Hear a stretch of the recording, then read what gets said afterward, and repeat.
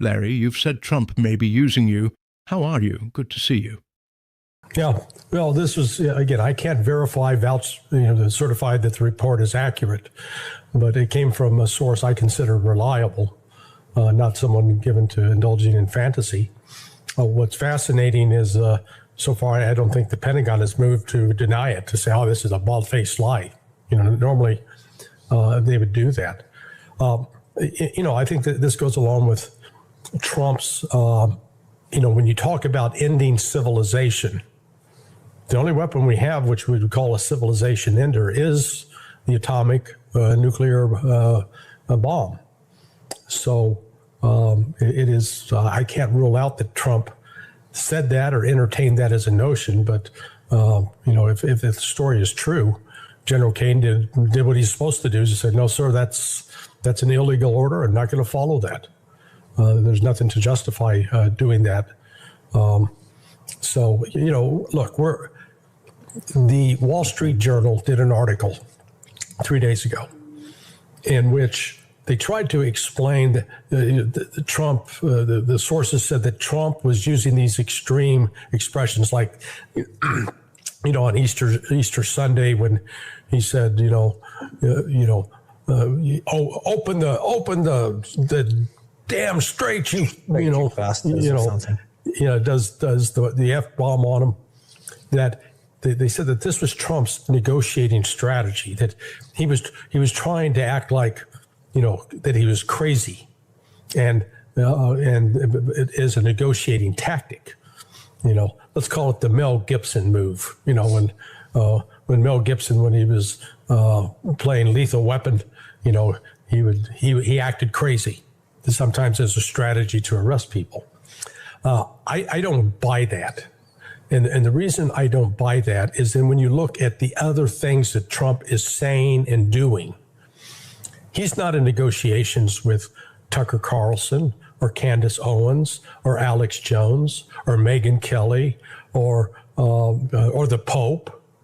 He is popping off and saying the most outrageous, offensive things and accusing them of being stupid, accusing them of being low IQ. What does that gain you? If you're saying that I'm going to act crazy as a negotiating strategy, so people will do what? Run away from you in fear? I mean, look, this mythology that this is about trying to get Iran's nuclear weapons program under control, that is a complete red herring. That is nonsense. That's not what this is about. This is about ultimately getting regime change so that the United States has a puppet in Iran that will do its bidding. The nuclear stuff is just an excuse. That's all it is. It's an excuse for war. But Iran now realizes it holds enormous leverage, and the ability of the United States, the United States doesn't have unlimited ability to, quote, destroy Iran. We saw the U.S. attempt with Vietnam well before your time. World War II, again, bombing of Germany as a way to force the Germans to surrender. Didn't work then. So there are limits to air power, and the United States has no good options with ground forces or with the Navy. I mean, it keeps its ships far enough away from shore that it doesn't get hit with cruise missiles or short-range ballistic missiles or drones, both underwater, surface, and aerial. And with ground forces, how the hell do you get them inserted? I mean, where would you insert ground forces?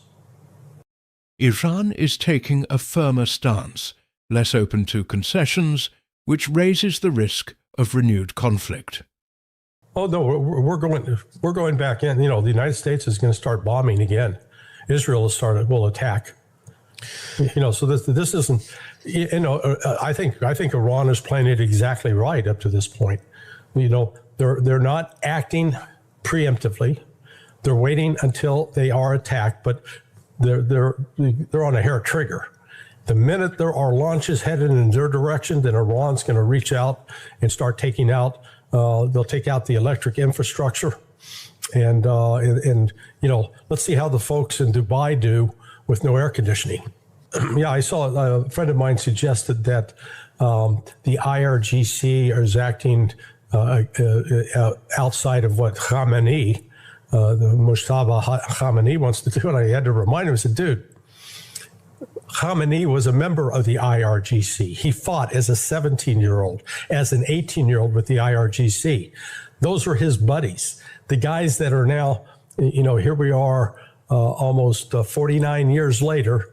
So guys who are 55, 56, 57, 58 years of age that are IRGC, they're his contemporaries. He's not going to sell them out at all. This is, I think there's been a myth pushed in the West that there's some great division within the Iranian government. I think that's nonsense. They were very clear. Lift the blockade, lift the sanctions, we'll show up. Keep the blockade intact, sanctions? No, we're not going to show up. So, people make this. I've seen the same sort of nonsense with the Russians in terms of their negotiating position. There was always they'll agree to a ceasefire in place, or no, they wouldn't. They've made it very clear. The 4 areas that they annexed, then the Donbass, Donetsk, Luhansk, Zaporizhia, Kherson, that's theirs. They're not giving it up. And so Iran's made the same point. Here are our 10 points. These are the starting point. You want to negotiate with us, fulfill these 10 things. And apparently the administration initially said yes, and then Trump didn't focus on it, didn't read it.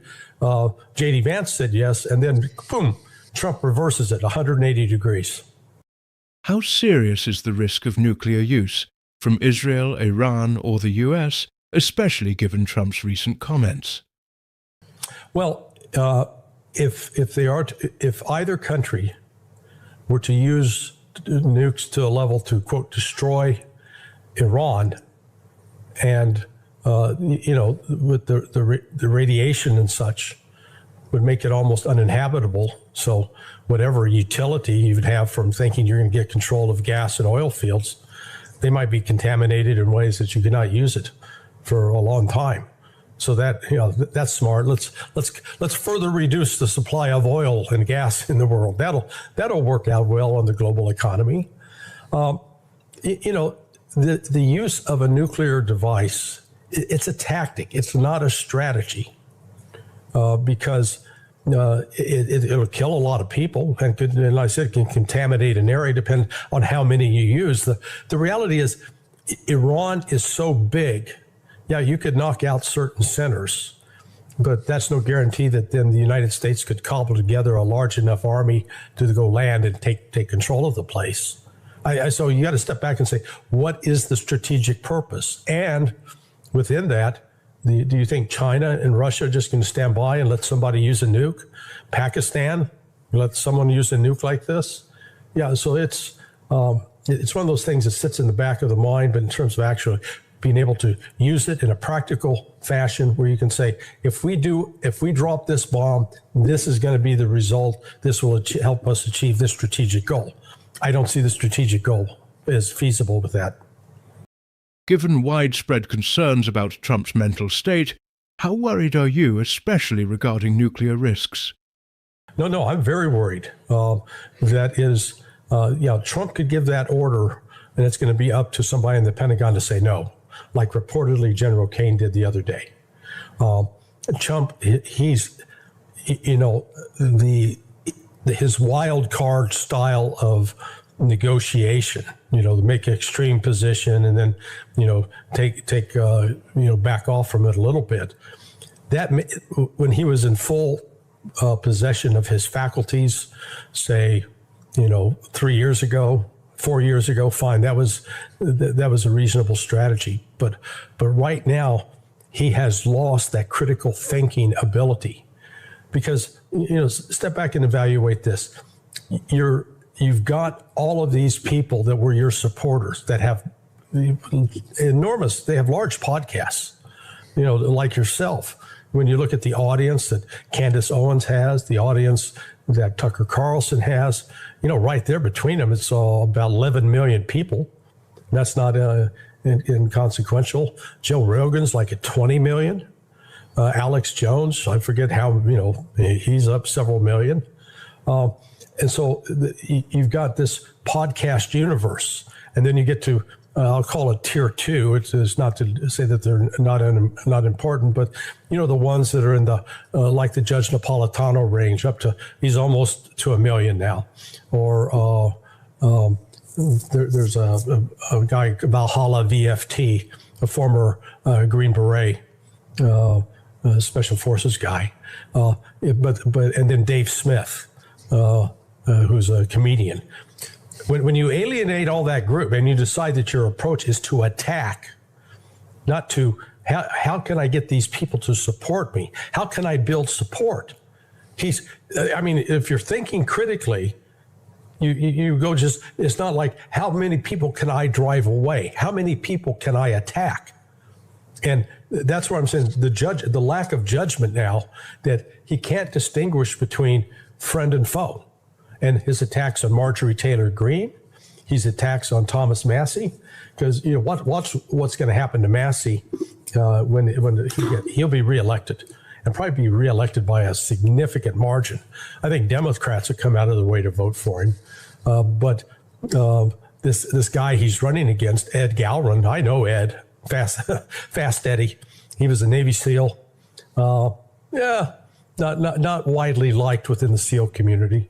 But he doesn't have the brain power that Massie does.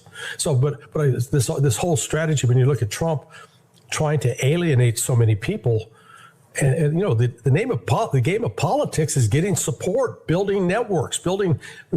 So you've got a momentum, you've got all these people behind you, and it really raises the question that the information in the Epstein files may be so damaging that he can't, he'll go to any lengths to keep that quiet.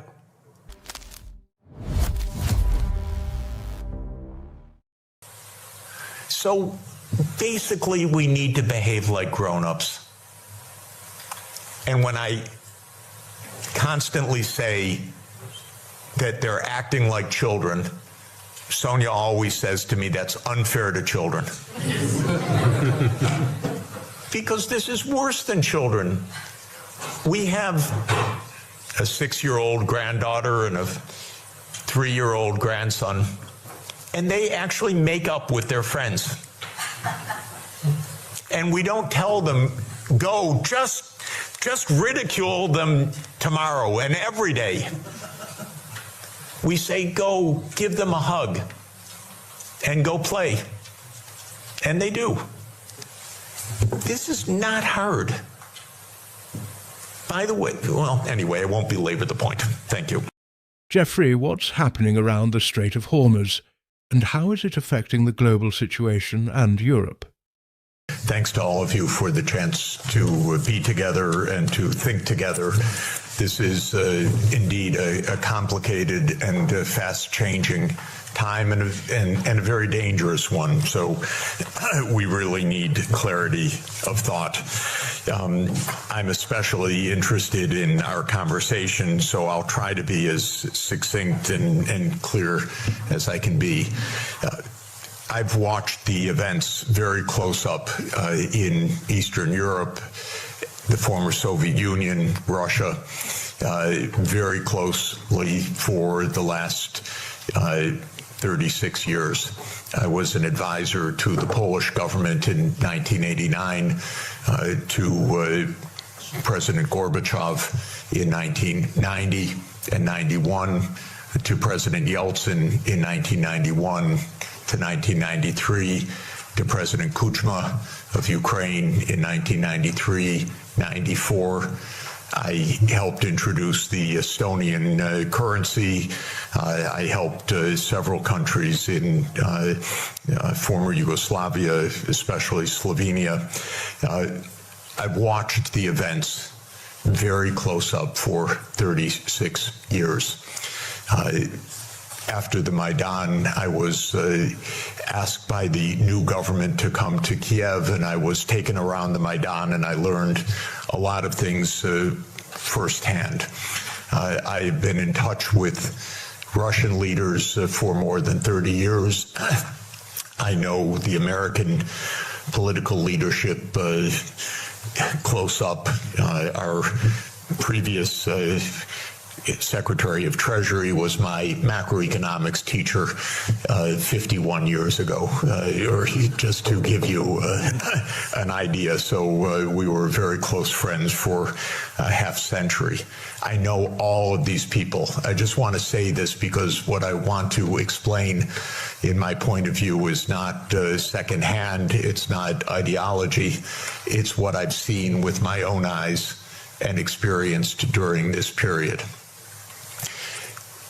In my understanding of the events that have befallen Europe in many contexts, and I'll include not only the Ukraine crisis, but Serbia, 1999, the wars in the Middle East, including Iraq, Syria, the wars in Africa, including Sudan, Somalia, Libya.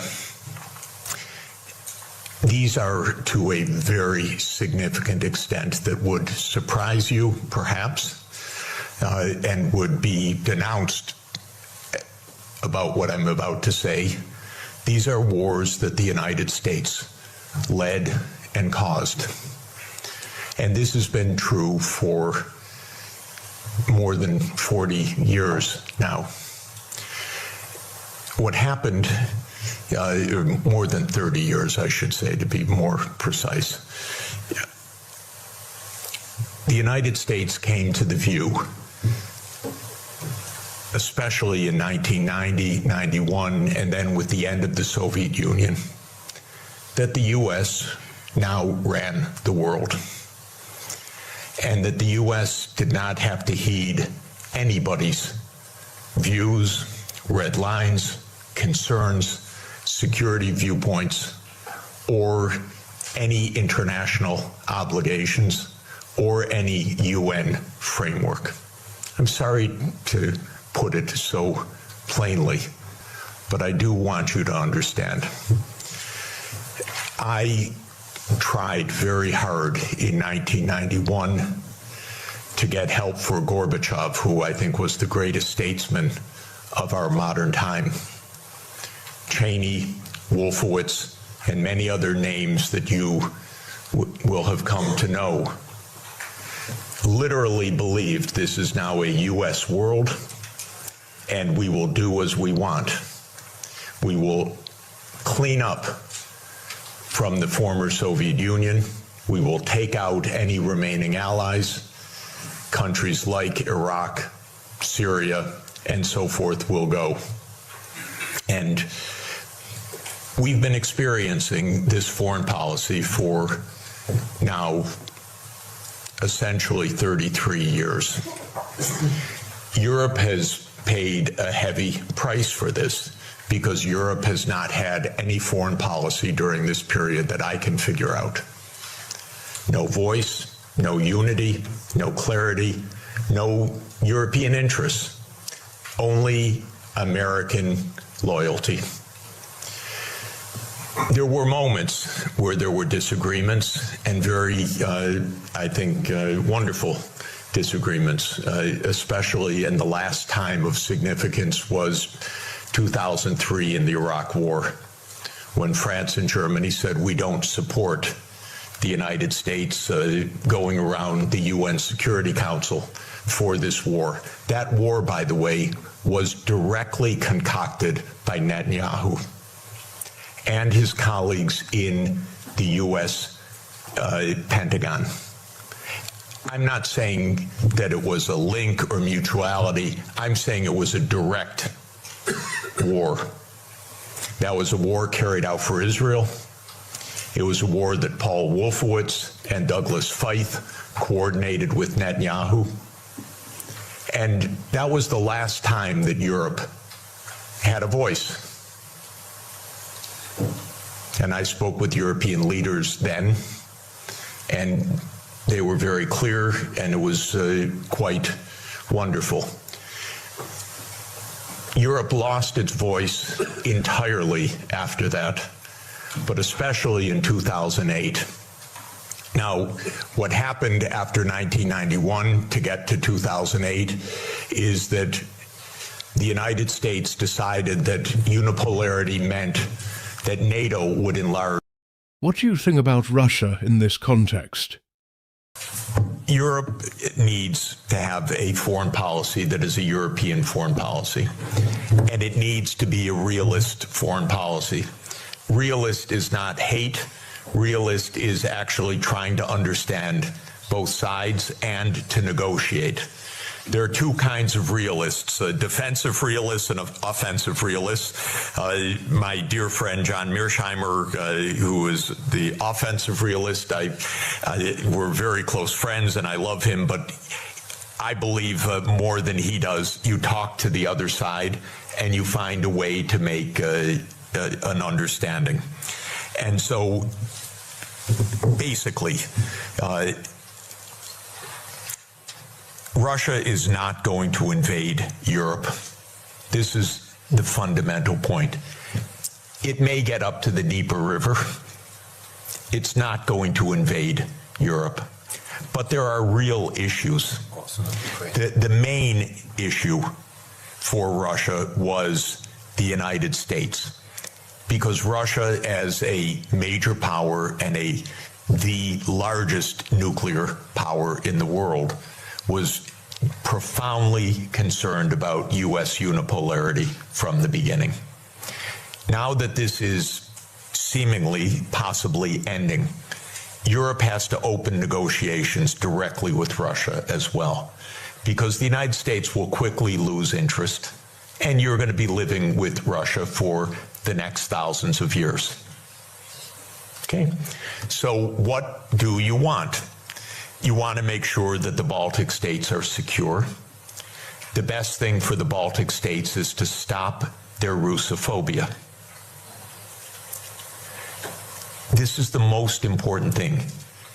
Estonia has about 25% Russian citizens, or Russian-speaking citizens, ethnic Russians. Latvia, the same.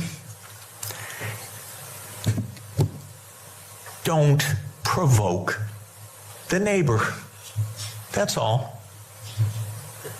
This is not hard. It really isn't hard. And again, I want to explain my point of view. I have helped these countries, the ones I'm talking about, trying to advise. I'm not their enemy. I'm not Putin's puppet. I'm not Putin's apologist.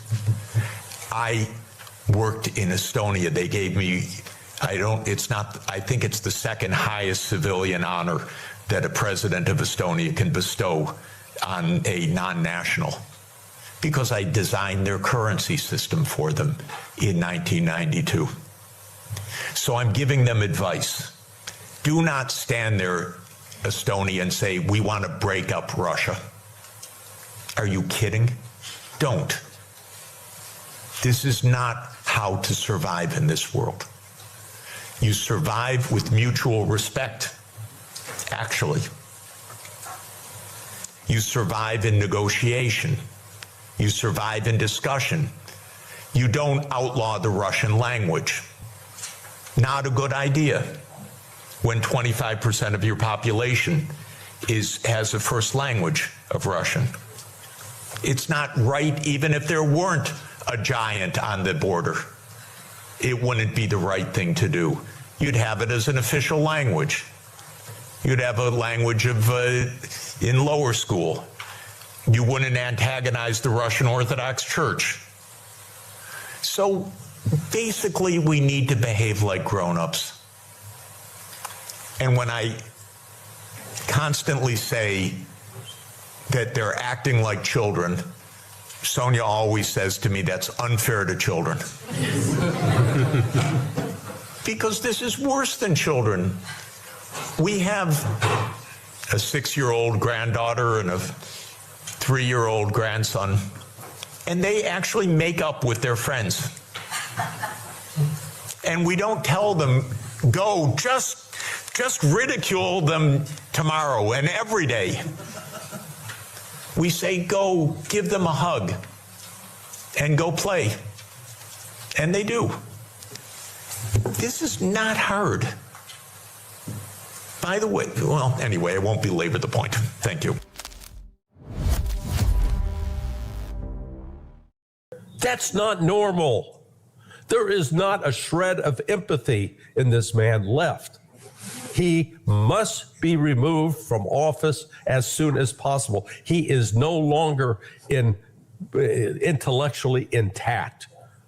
And you know, it is, and I'm not saying that for dramatic effect. I mean, that is the reality. That's where we're at. In the past 48 hours, Chinese cargo planes landed in Iran, while Tehran reportedly began charging tankers transit fees through Hormuz and tightening control over passage.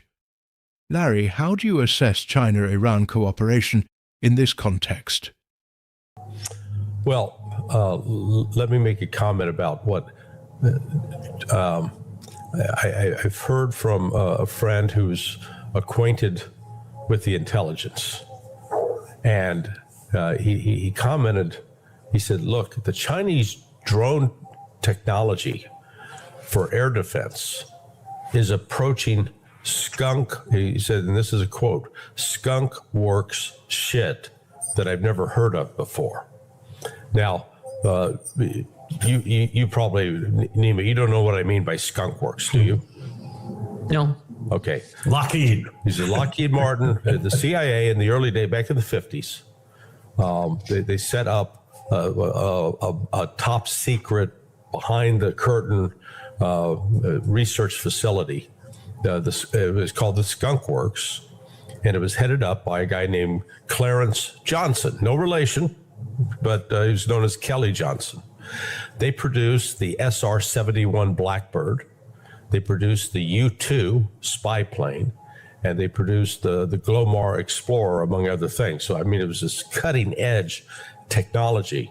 And I'll just say, as an aside, when I joined the career trainee program in September of 1985, the second week of our briefings about the CIA, Kelly Johnson came to our class and spoke. So I got to meet the man. So what this is saying is that there is some advanced technology that the United States is not familiar with that the Chinese have introduced into Iran on the air defense side. This drone, what they're talking about, the drone technology, these drones that can loiter in the air looking for a target. And then when they find the target, which is a fourth generation fighter or an F-35, they go after it and shoot it down. So if we decide to get back into the fight, we're going to suffer more losses at a level that we have not yet experienced.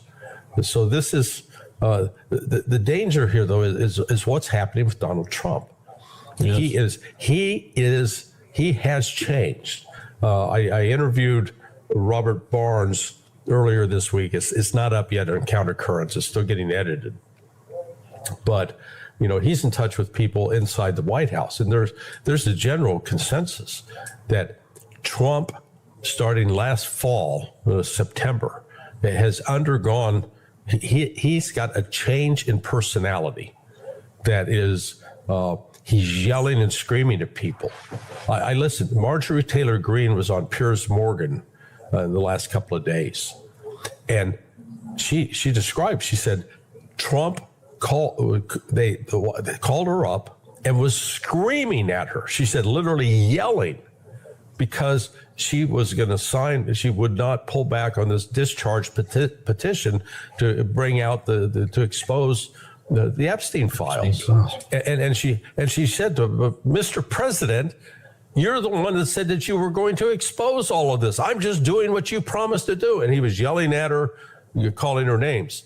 So then he attacked her on his Truth Social, and she started getting death threats. And she said, I got death threats against my child.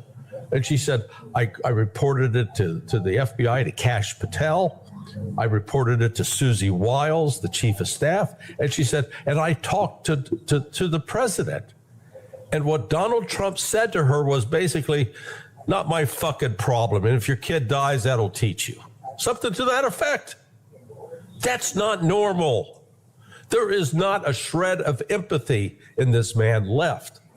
He must be removed from office as soon as possible. He is no longer intellectually intact. And it is, and I'm not saying that for dramatic effect. I mean, that is the reality. That's where we're at. Iran shot down an MQ-4C drone, which reportedly costs more than twice an F-35. An astonishing figure. Larry, how do you assess this? I don't know if it has been shot down or if it has been brought down. There's a difference. If Iran was able to, somehow hack it and then bring it down and get control of it, they did the same with that drone that became the model for the Shahed.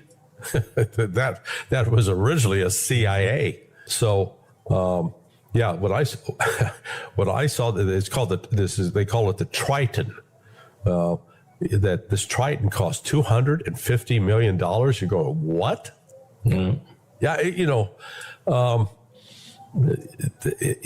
Lamborghini's a great, it's an amazing car, but you can't really drive it on the streets. I mean, I'm going to the grocery store, $35 million a piece. So think of this: 7 Reapers equal 1 Triton in terms of dollars. Iran says Hormuz is open for commercial shipping during the ceasefire, while Trump signals separate moves on Lebanon and Hezbollah, creating confusion about what's really happening. Let's bring back Ozzy Osbourne. Let's cue up Crazy Train. The chorus was mental wounds not healing, life's a bitter shame. I'm going off the rails on a crazy train. Donald Trump has gone off the goddamn rails. I mean, this man is now completely detached from reality. I was initially hopeful yesterday when I heard, because, the 10-point plan that Iran said, look, if you want to have a negotiation to end this war, here are our 10 points. These are not up for negotiation. These are what you must do. And one of those was, the ceasefire between Lebanon, Hezbollah, and Israel. And so, that was still a sticking point. Well, it looks like they got that settled yesterday, finally. As Colonel Wilkerson said, Israel is pissed off about this. And, they're trying to stay they still have not been able to take that one Ben Jabal, the one village. They've been fighting, trying to get control of it, and they've been unable to get control of it.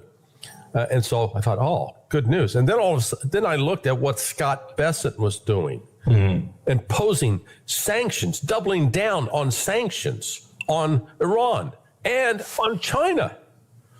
And one of the key points in that 10-point plan was lift all sanctions. And so at the very time that the White House is announcing that they are enforcing, forcing Israel to agree to stop, shooting, to try to have this ceasefire in Lebanon, the White House is then doubling down on sanctions and making it clear that this is not only to go after Iran, this is going after China. There's this kid on YouTube, Sean Fu, who's does financial analysis, and he was like, "What the hell is the United States doing? This has now enraged the Chinese to the point that they recognize that there's no." The United States is not under the control of a normal human being.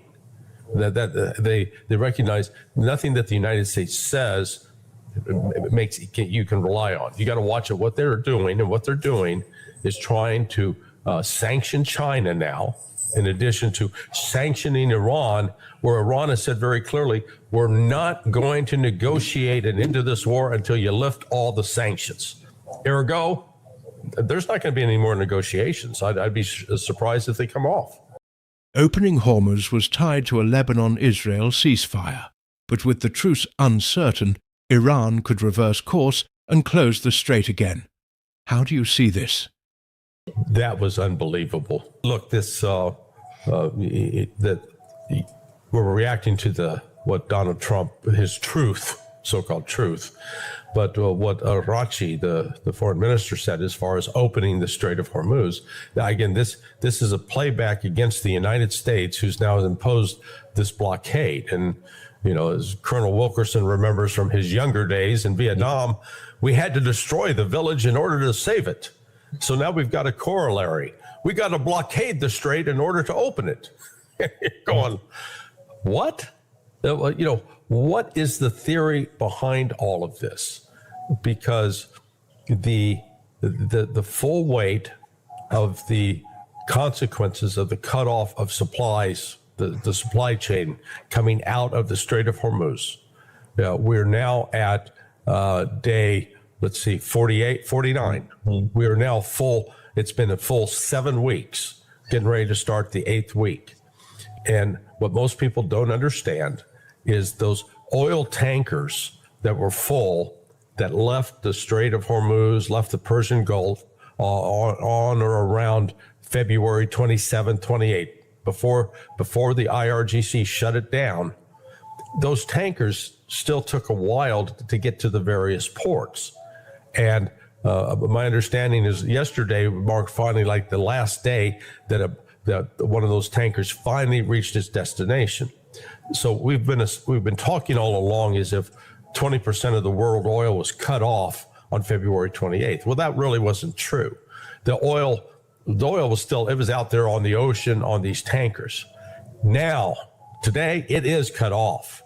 The world is now, as of today, dealing with a definite 20% shortage of oil. And the disconnect between the futures market and what people are actually paying in Singapore, and 2 days ago, when the tanker showed up, the price per barrel of oil was not the $95 that they're showing for Brent on the futures market. No, $210 a barrel. Okay, so you've got this incredible gap. This economic punch in the gut is, let's say that the United States and Iran, said peace in our time. Never mind, it's all over. Everything's open. It's going to be at least 3 months before the shortage that's out there is going to be corrected. At least 3 months, if not longer. So the world has not yet fully grasped the depth of the economic decline that we're in. And then you add on top of that this decision by Bessent. It's mindless to double down on sanctions on Iran, to threaten the banks and to threaten China, and to think that the Chinese are just going to sit back and go, oh, those crazy Americans, there they go again. No. This is accelerated China. China's basically said, fuck it, man. We're going to set up our own system. Screw those Americans. I think they're that angry.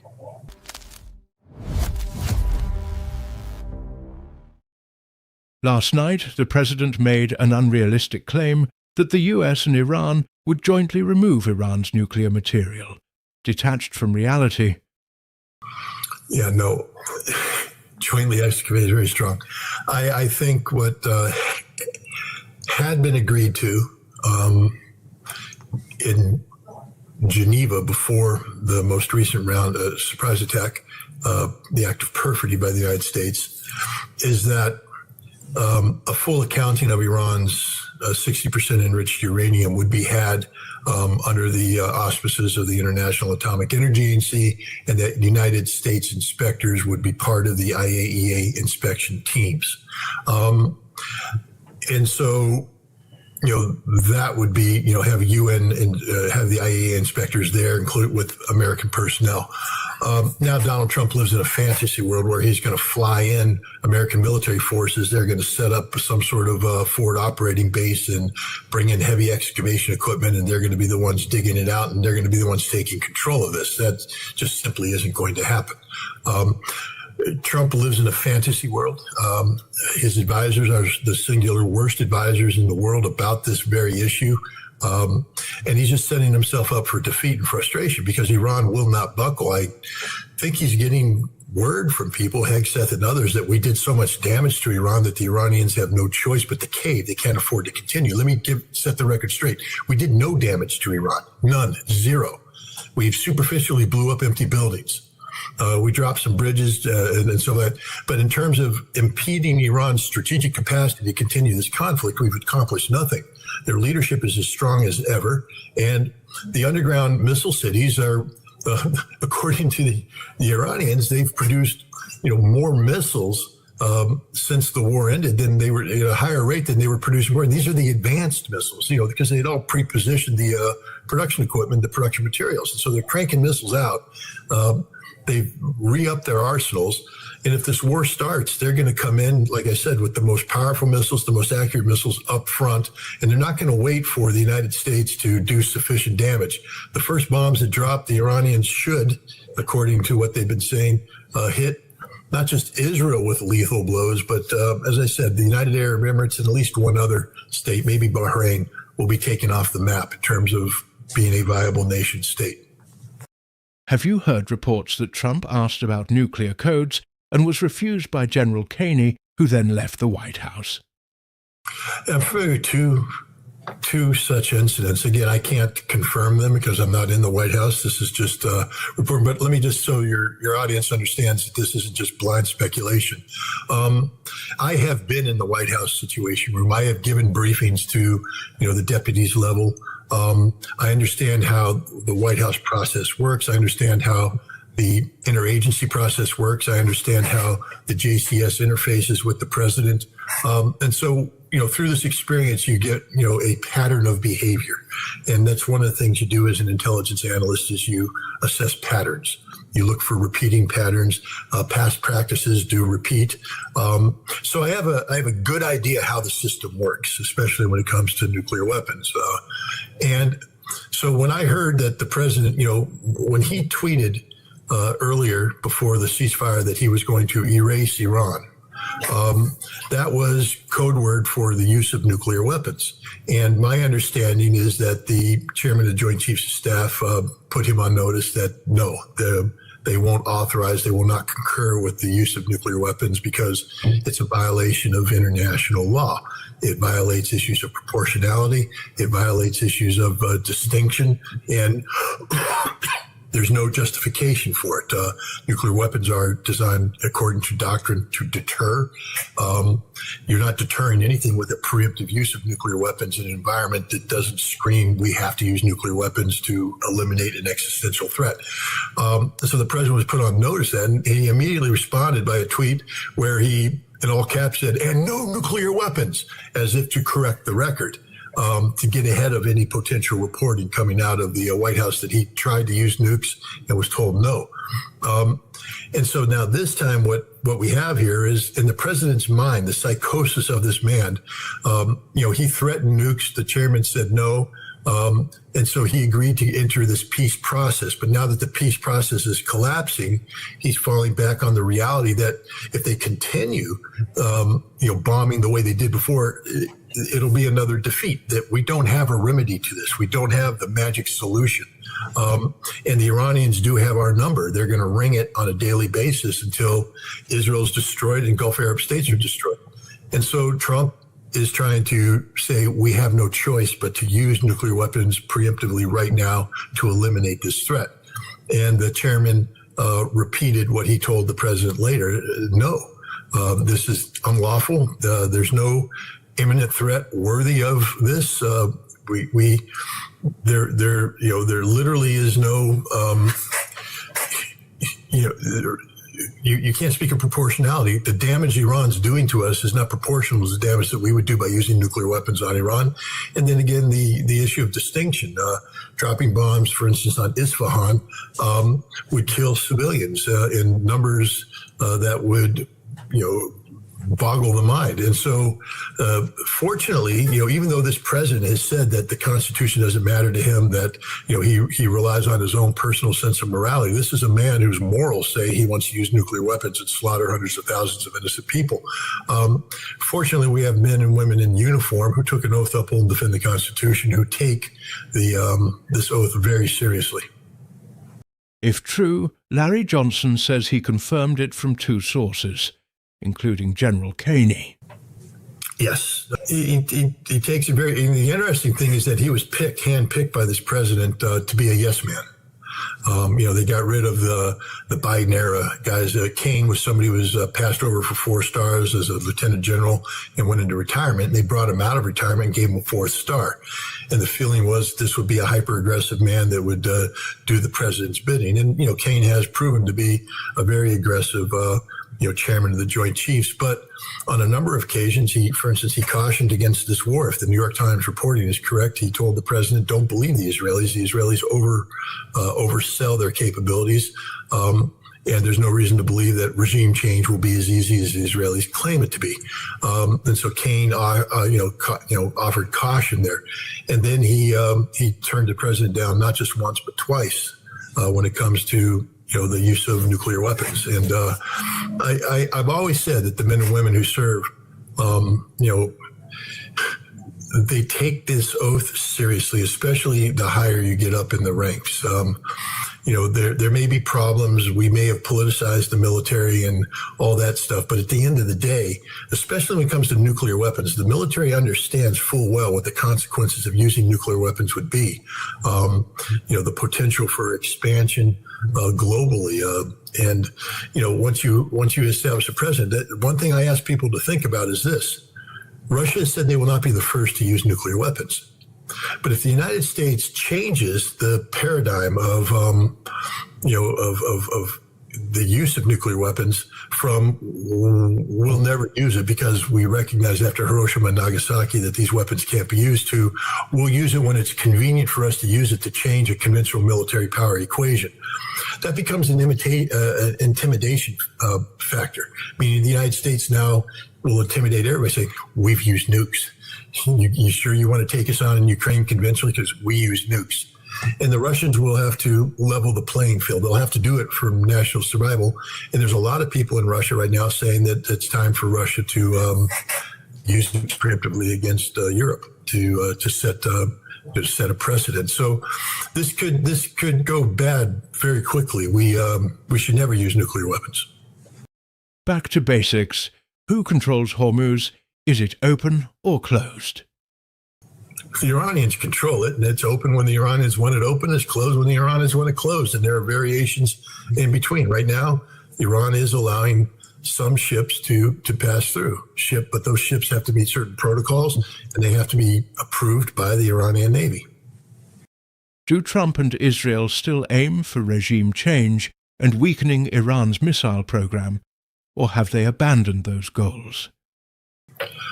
I believe that the Israelis understand that there will be no regime change. That is not going to happen. The reporting is that the Israelis have acknowledged that they're going to have to learn to live with the Iranian regime in a post-conflict environment. The Israelis have not yet given up on either degrading Iran's nuclear capacity and degrading Iran's ballistic missile capacity. They believe if they continue this conflict that eventually, they'll be able to find the right combination of strikes to do this. I believe they're wrong, and I believe many people in the Pentagon believe that they're wrong, but there are those, and unfortunately one of them is named Pete Hegseth, who believe that by continuing this conflict, the United States will be able to do what we couldn't do in the first 40 days of this conflict, which is to degrade Iran's ballistic missile and drone launch capabilities.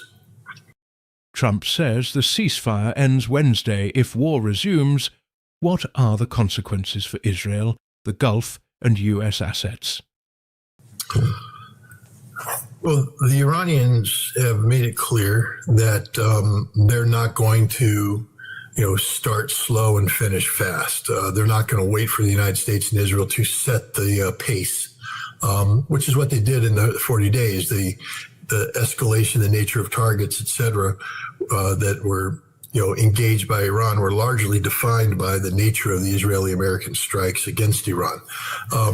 Here, the Iranians, I believe, will start with the notion that because the United States is incapable of negotiating good faith, that you must assume that any military action that's now taken is done to eliminate the regime of the Islamic Republic, and therefore this is an existential war. Therefore, just go for the jugular from the start. And I think this is what you're going to see. If we start attacking Iran, I think you're going to see Iran hit some Gulf Arab states harder than they've ever been hit Israel very hard, start taking out key infrastructure, and maybe reach out and touch the United States in a few places as well. That the United States has grown overconfident in terms of operation. But, this is going to be a one-way street. When the war starts, we will be bombing empty buildings. We will be blowing up bridges and railroad tracks that have no fundamental value from a military standpoint. And Iran is going to be, striking back with absolute devastation. And the defeat will be obvious after the first 3 days when, as I said,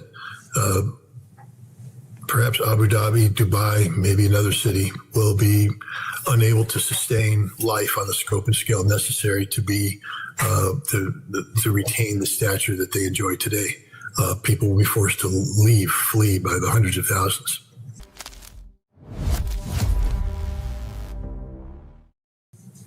We've left any basic decency in Washington right now. These people are thugs. They are devoid of any human feeling. They're playing games. They're playing literally video games, except the people that are dying are not avatars. They're real, breathing human beings, men, women, and especially children. That was true in Gaza, too. This is depressing. Have Netanyahu and Trump realized the war failed with no regime change or real damage to Iran? I'm guessing, but I think no. I think that they want another round of this. I think we're going back to a hot war, and perhaps even more destructive than the war that has killed thousands of people in recent weeks.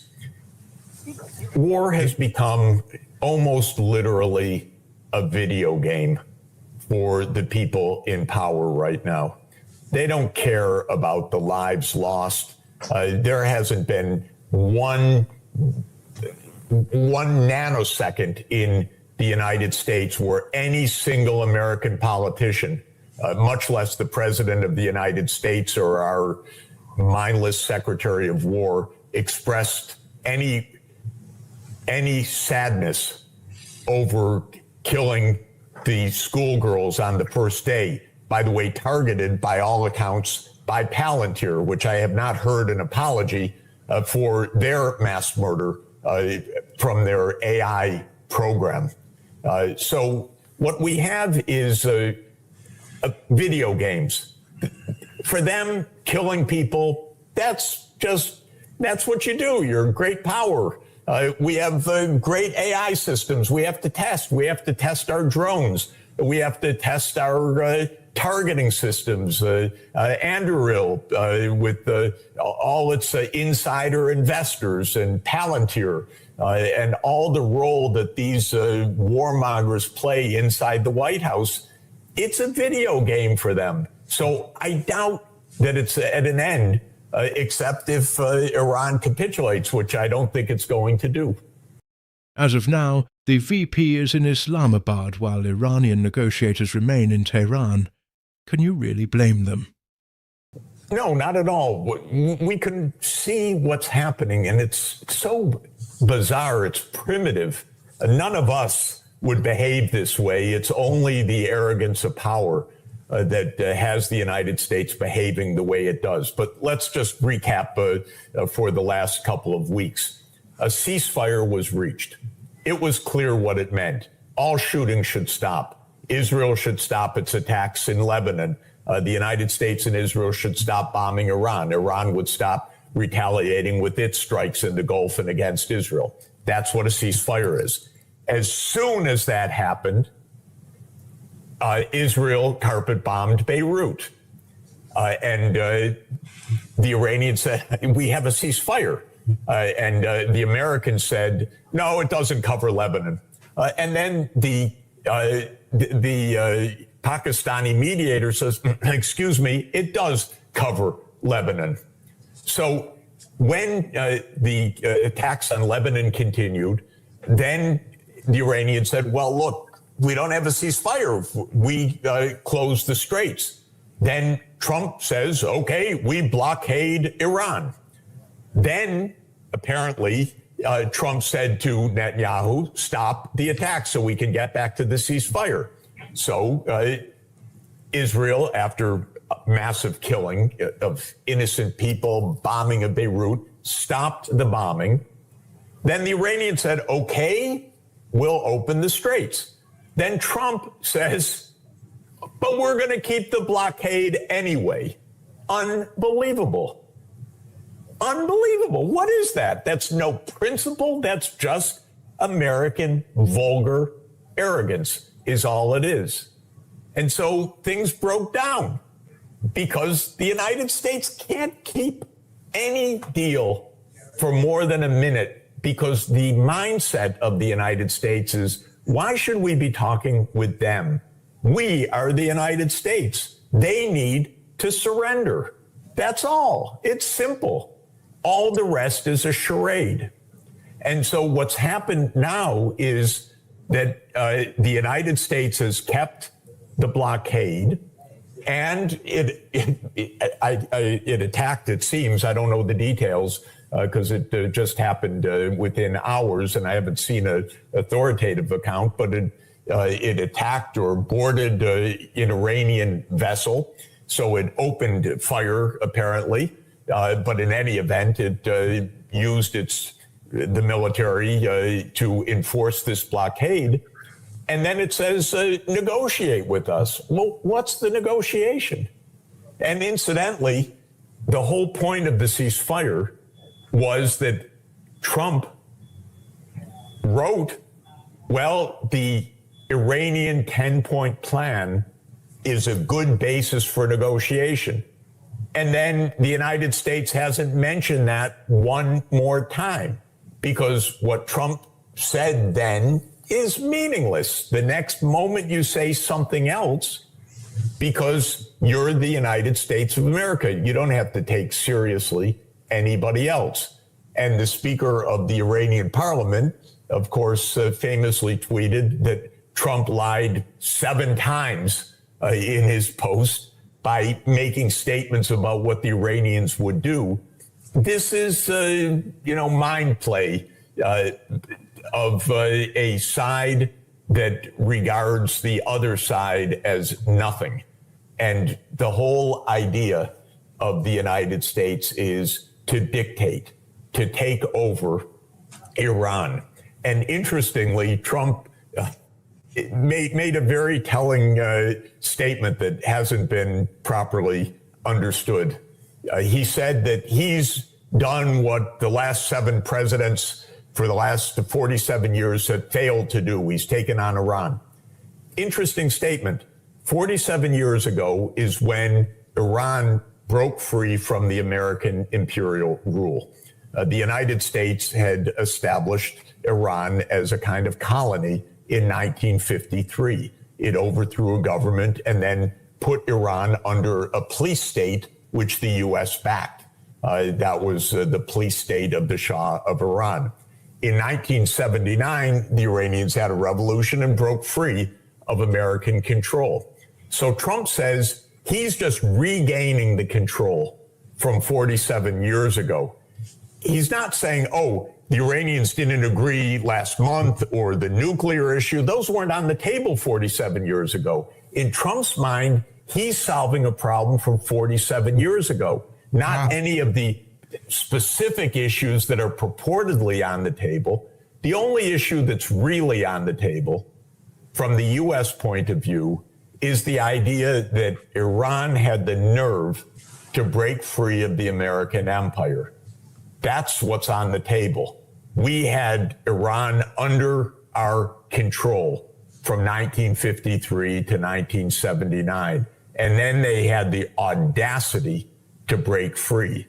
And Trump is going to fix that because he says no president since 1979 has been ready to take that on.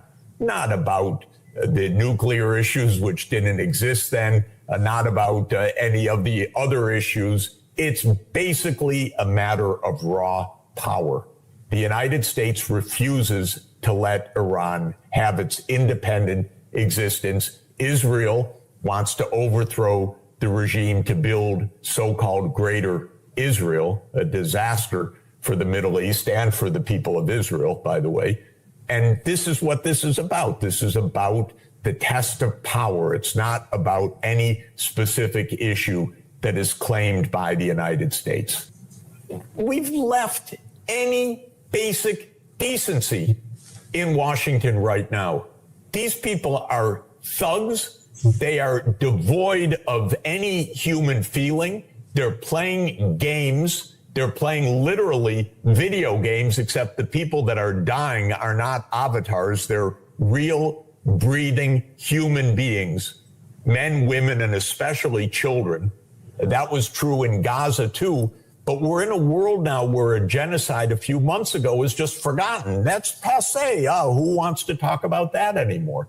So this is extraordinarily dangerous, the kind of complete breakout from the most basic morality. Thou shalt not kill.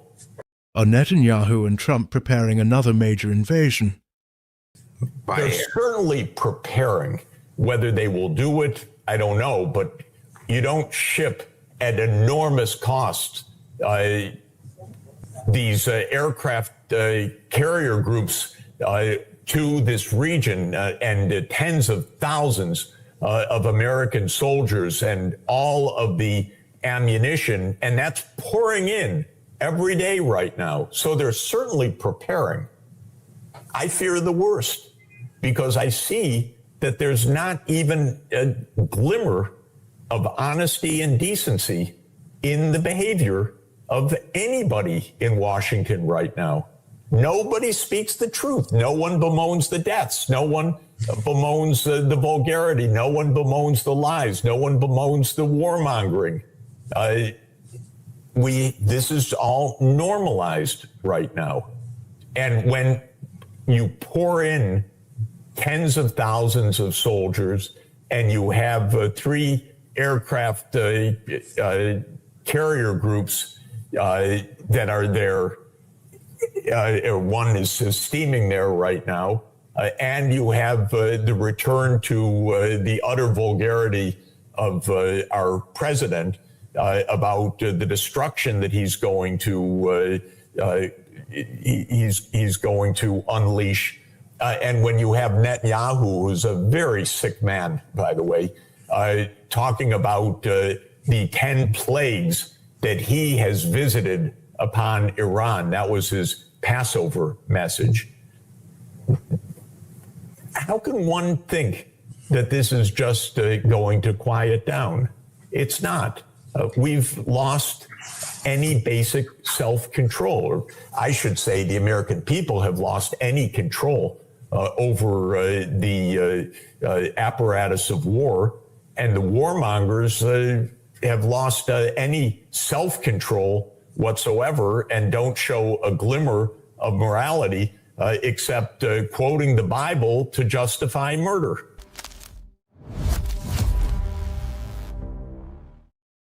After briefly easing pressure, Trump administration now planning to reimpose sanctions on Iran and Russia, alongside a blockade in the Persian Gulf. So what does this mean?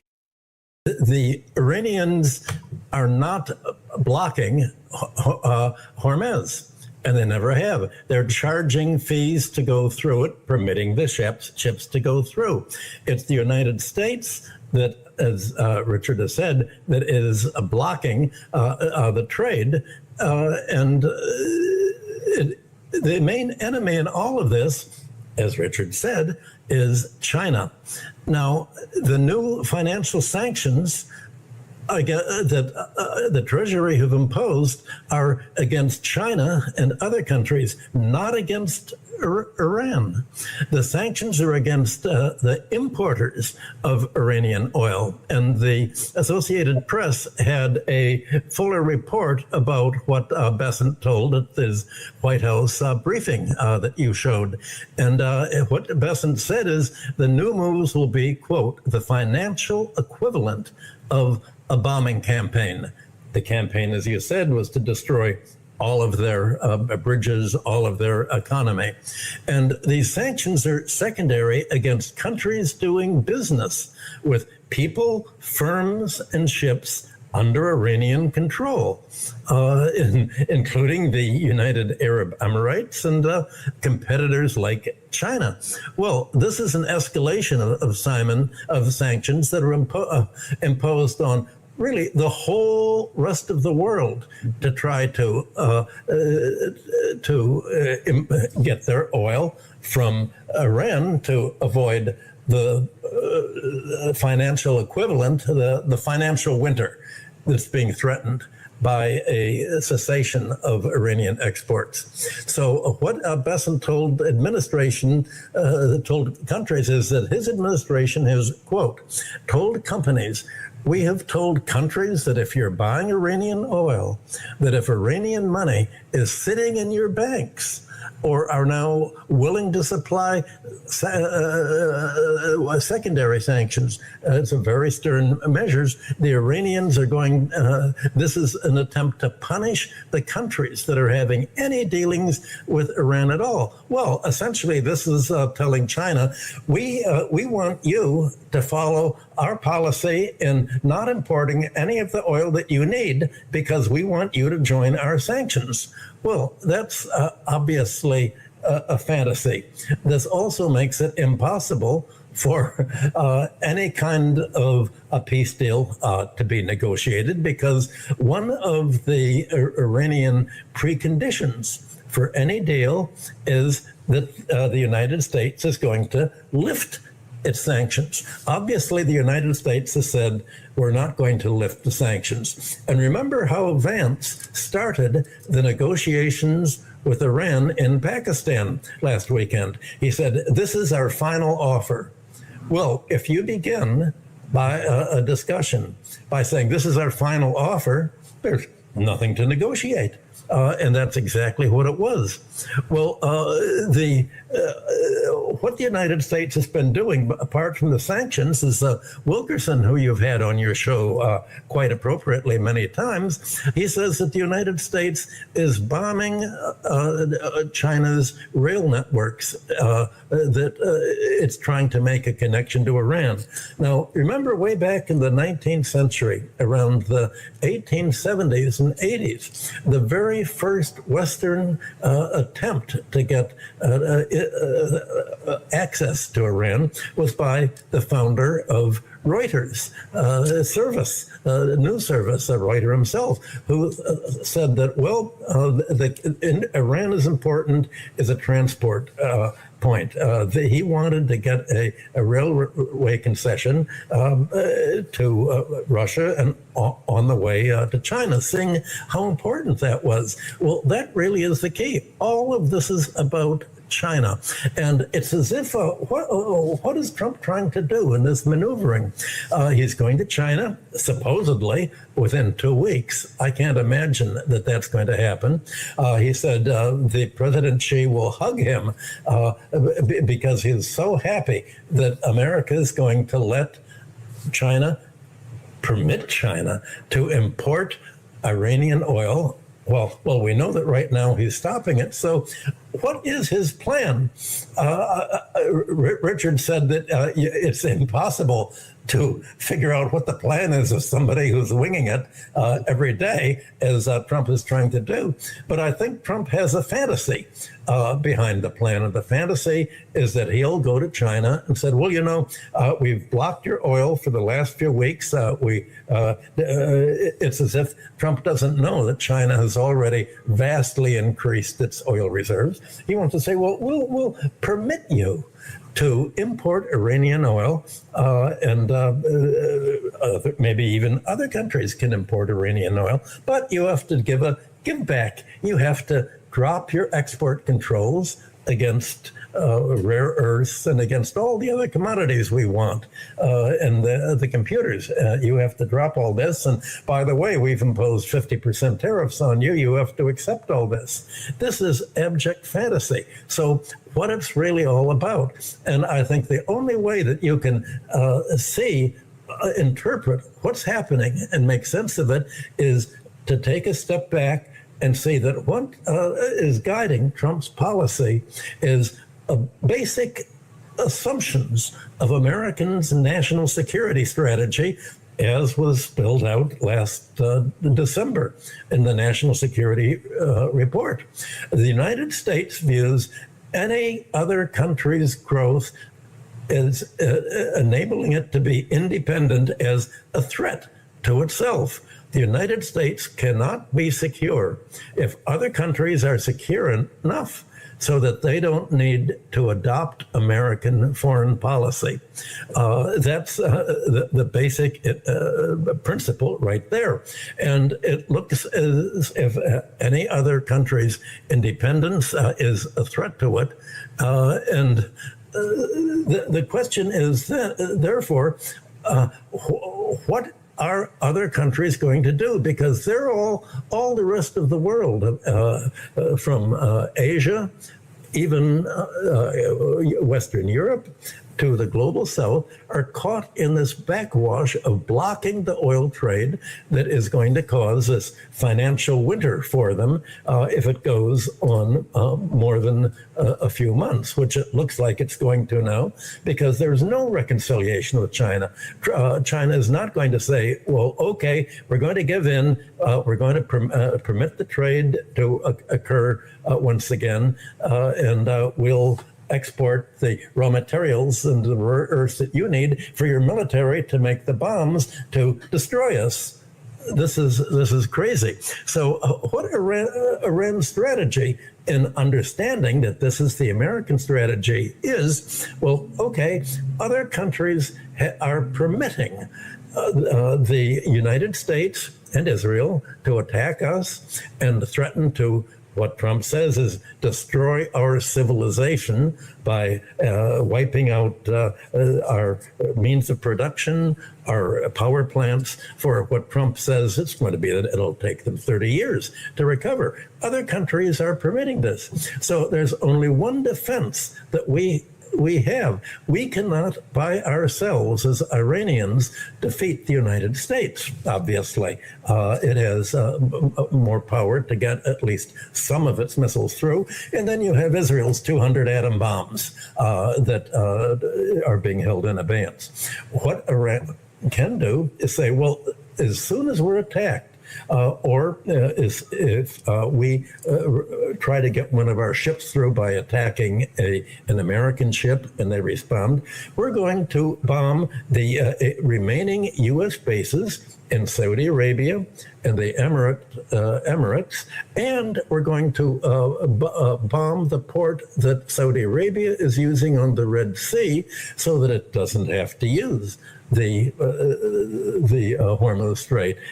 We're going to bomb it. So there's not going to be any oil exported from any of our neighboring Arab OPEC countries. We're going to bomb their facilities too, and we're not going to take it alone. We're going to bring down the rest of OPEC countries near us with it, and we realize the threat that we hope you countries realize, including Japan, Korea, Western Europe, and other Asia, that what the American sanctions and the American war against us are forcing us to do, to defend ourselves, are going to do with you. They're going to close down your economies for oil.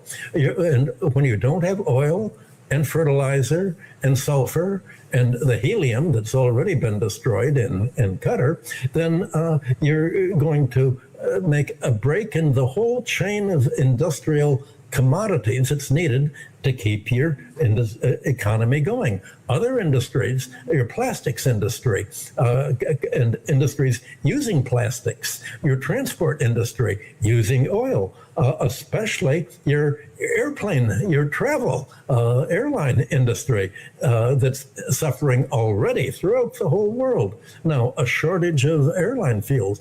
All of this is being threatened by America's attack on us that is forcing us to try to defend ourselves by alerting you to the fact that you are ultimately caught as collateral damage in all of this. Aren't you going to do something to stop the United States? We can't by ourselves. We're trying to alert you. Well, last night, and the night before, and the night before that, the stock exchanges in Korea and Japan are going up very sharply, not down. The world is not willing to think the unthinkable. It seems other countries that are affected as collateral damage are unwilling to realize what the result of this U.S.-Iranian fight that's going to end up closing the oil trade is going to do for the entire world.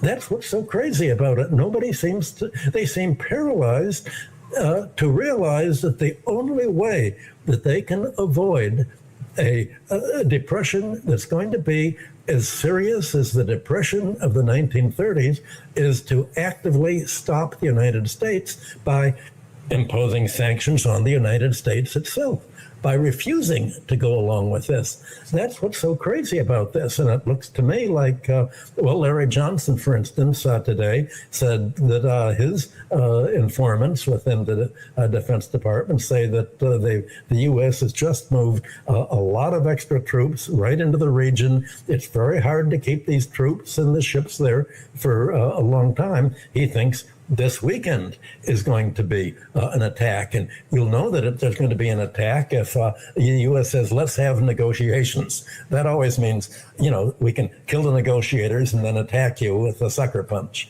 So that's where we stand now.